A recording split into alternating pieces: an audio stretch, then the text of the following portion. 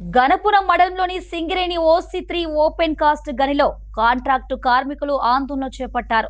భూములు కోల్పోయి బ్లాస్టింగ్ విభాగంలో పనిచేస్తున్న కార్మికులను తగ్గించడంపై ఆగ్రహం వ్యక్తం చేశారు.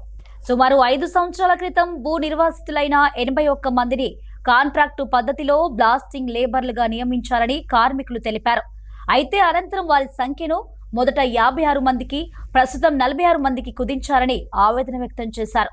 దశల వారీగా పనుల నుంచి తప్పిస్తూ కొందరిని పూర్తిగా పక్కన పెడుతున్నారని ఆరోపించారు. ఈ విషయంపై గతంలో సింగరేణి జనరల్ మేనేజర్ను కలిసి వినతి పత్రం అందజేయగా ఈ నెల 8వ తేదీ తర్వాత మళ్ళీ 56 మందికి పని కల్పిస్తామని హామీ ఇచ్చారని తెలిపారు.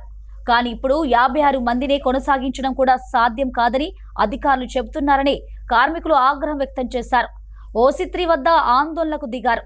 భూములు కోల్పోయిన తమ కుటుంబాలకు ఉపాధి కల్పిస్తామని చెప్పి ఇప్పుడు పనులు ఇవ్వకపోవడం అన్యాయమని భూ నిర్వాసితులు వాపోయారు. తమ జీవన ఆధారాన్ని దెబ్బతీసే నిర్ణయాలను వెంటనే వెనక్కి తీసుకోవాలని, గతంలో పనిచేసిన 81 మంది భూ నిర్వాసితులందరికీ తిరిగి ఉపాధి కల్పించాలని డిమాండ్ చేశారు. మేము సింగరేణి కాంట్రాక్ట్లో గత 5 సంవత్సరాల నుంచి బ్లాస్టింగ్ కార్మికులుగా పనిచేస్తాను. 5 సంవత్సరాల నుంచి మేము ఇక్కడ ఎస్పీసీ కంపెనీ వచ్చింది. ఎస్పీసీ కంపెనీలో సింగరేణిలో మా భూములు తీసుకున్నారు. పంట భూములు అన్ని తీసుకున్న తర్వాత పంట భూములు తీసుకున్నాక మాకు ఉద్యోగాలు ఇస్తామని చెప్పి, ఉపాధి కల్పిస్తామని చెప్తే వచ్చినాం. 26 రోజుల బేసిక్ తోటి మాకు 26 మస్టర్లు కట్టిస్తాం, ఉద్యోగం ఇస్తామంటే పని చేసుకుంటున్నాము.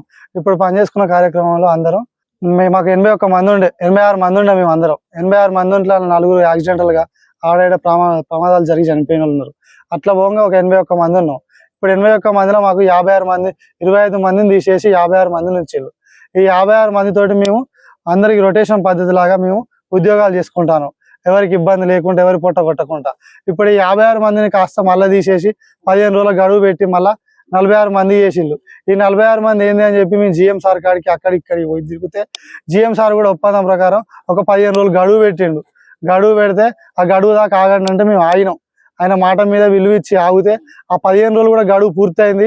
9వ తారీఖు నుండి మళ్ళీ యథావిధిగా ఆ 56 మంది వచ్చి మేము ఉద్యోగాలు చేసుకోమంటే, ఇప్పుడు అదే విధంగా మేము 9వ తారీఖు వచ్చినాక 56 మంది వచ్చినాం. అయినా కూడా మాకు ఎవరికి ఇవ్వకుండా గదే 46 మందికే ఇస్తున్నారు.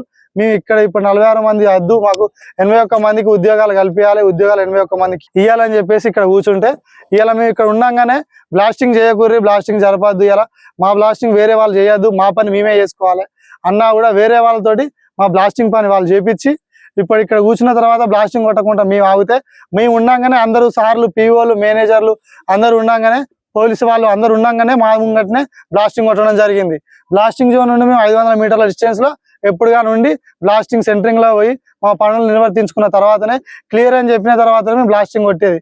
కానీ ఇప్పుడు మేము అందరం ఇక్కడే ఉన్నాం, ఎవరు క్లియరెన్స్ లేదు, ఏది లేదు.